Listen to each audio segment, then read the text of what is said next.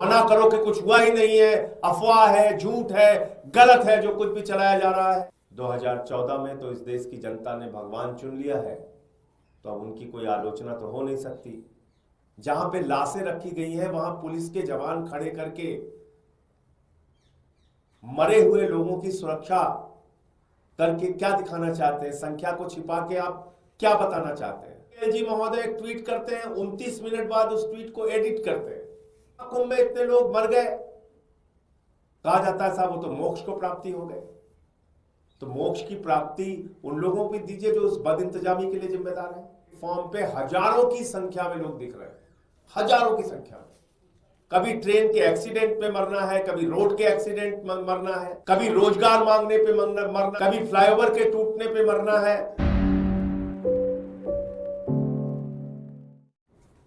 देश की राजधानी दिल्ली में नई दिल्ली रेलवे स्टेशन पर भारी संख्या में जो श्रद्धालु महाकुंभ स्नान के लिए जा रहे थे, अपने अपने घरों के लिए भी जा रहे थे, कल रेलवे प्रशासन की बदइंतजामी के कारण, रेलवे प्रशासन की निष्क्रियता के कारण एक बड़ा हादसा नई दिल्ली रेलवे प्लेटफॉर्म पे हुआ और जिसमें कितने लोग मारे गए उसका कोई सही आंकड़ा अभी तक सामने नहीं आया है। कोई कह रहा है 15, कोई कह रहा है 18।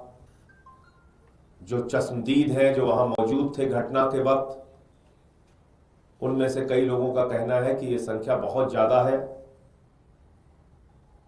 लेकिन हर बार हमने देखा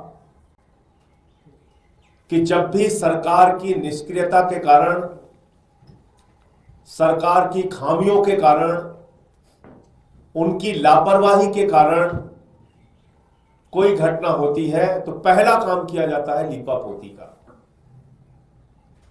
जिन लोगों की जान चली गई उनके प्रति कोई संवेदना नहीं है।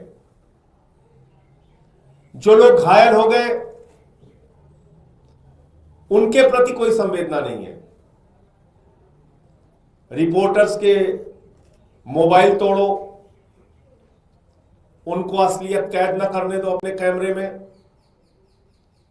सरकार की तरफ से पहले मना करो कि कुछ हुआ ही नहीं है, अफवाह है, झूठ है, गलत है जो कुछ भी चलाया जा रहा है। फिर मजबूरी में जब मरने वालों की लाशें सामने आ जाती हैं तो मना किया नहीं जा सकता, मजबूरी में स्वीकार किया जाता है, फिर उस पर लीपापोती शुरू की जाती है। सबसे बड़ा सवाल है कि ये कब तक चलेगा इस देश के अंदर? देश के रेल मंत्री की, देश के सरकार की जवाबदेही कब तय होगी? कितनी दुर्घटनाओं के बाद? पटरियों पे ट्रेन आपस में टकरा जा रही है, 3-3, 4-4 ट्रेन आपस में टकरा जा रही है, सैकड़ों की संख्या में लोग मर गए, उसको दबा दिया गया, भुला दिया गया। रोज ट्रेन एक्सीडेंट हो रहे हैं, उसको दबा दिया गया, भुला दिया गया। कल जो वीडियो आया है वो बहुत हैरान करने वाला है। नई दिल्ली रेलवे प्लेटफॉर्म पे हजारों की संख्या में लोग दिख रहे हैं, हजारों की संख्या में। पूरा प्लेटफॉर्म भरा पड़ा हुआ है, लेकिन वहां रेलवे का प्रशासन नहीं दिख रहा है।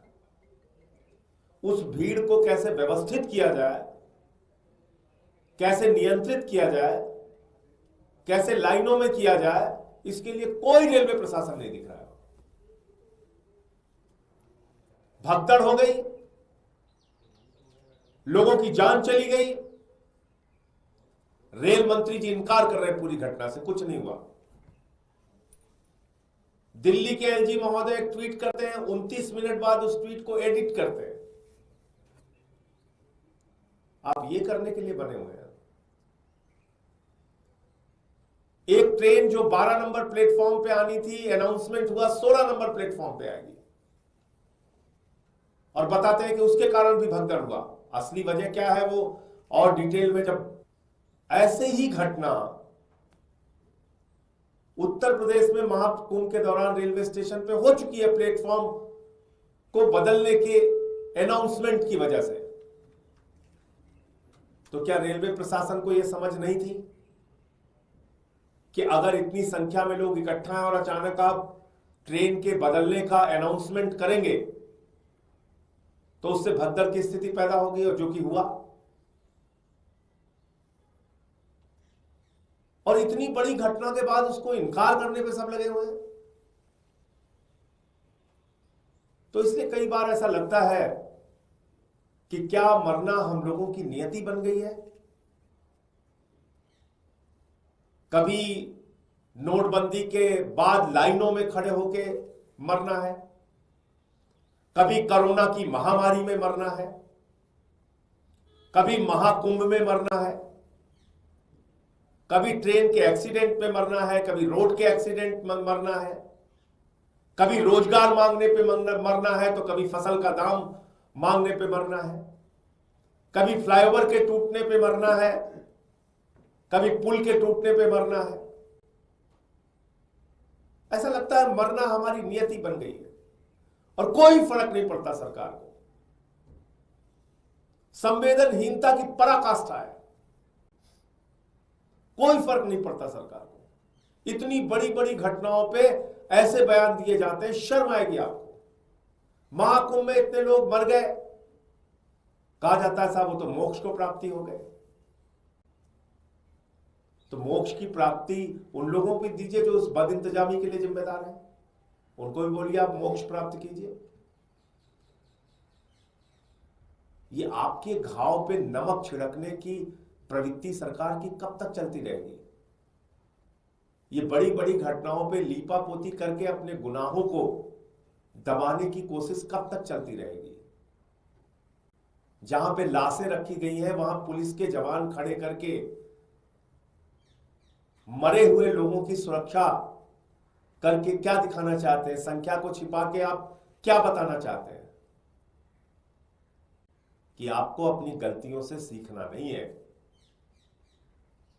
आपको घाव पे नमक छिड़कना है। इसलिए मैं आम आदमी पार्टी की ओर से, अपनी ओर से, जो लोग इस घटना में मारे गए हैं उनके प्रति अपनी गहरी संवेदना व्यक्त करता हूं।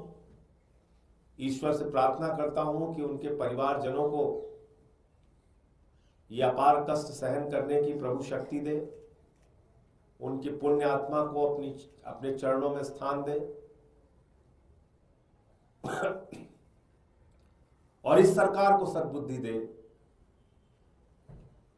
कि कम से कम ऐसी घटनाओं पर संवेदनशीलता दिखाइए, उसको मना करने की, लीपापोती करने की, झूठ बोलने की प्रवृत्ति को छोड़िए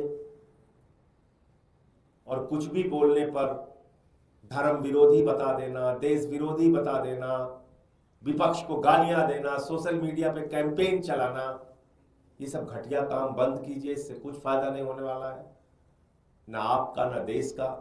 गालियां आप दे सकते हैं, कोई दिक्कत नहीं। हम लोग कुछ भी बोले, आप धर्म विरोधी बता दो, कुछ भी बता दो, करो आपकी मंशा यही है।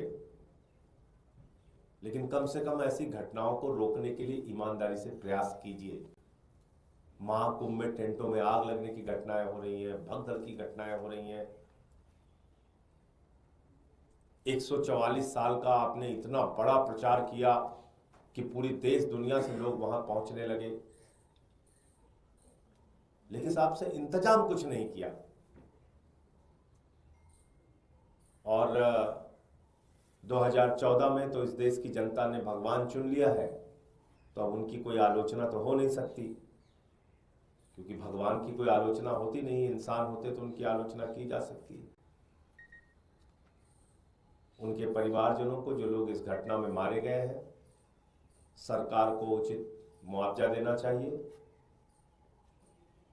देश के रेल मंत्री की जवाबदेही कब तय होगी ये बताना चाहिए, और कितनी घटनाओं का हम इंतजार करें, और कितनी मौतों का इंतजार करें, और कितने ट्रेन एक्सीडेंट्स का इंतजार करें, कब आखिर रेल मंत्री की जवाबदेही तय होगी। विपक्षी पार्टियों के मांग करने से कोई फर्क थोड़ी पड़ता है।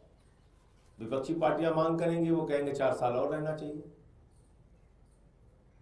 वो तो अगर उनको खुद से लगता है कि नहीं, रेल मंत्री से कुछ संभल नहीं रहा है, महाकुंभ में जो गाड़ियां जा रही हैं उसके दृश्य आप देखिए, एसी डिब्बे तोड़े जा रहे हैं, हिंसा की जा रही है प्लेटफॉर्म के ऊपर। ये घटना जो दिल्ली में हुई है, इसके पहले तो बहुत सारी घटनाओं के वीडियो सामने आए।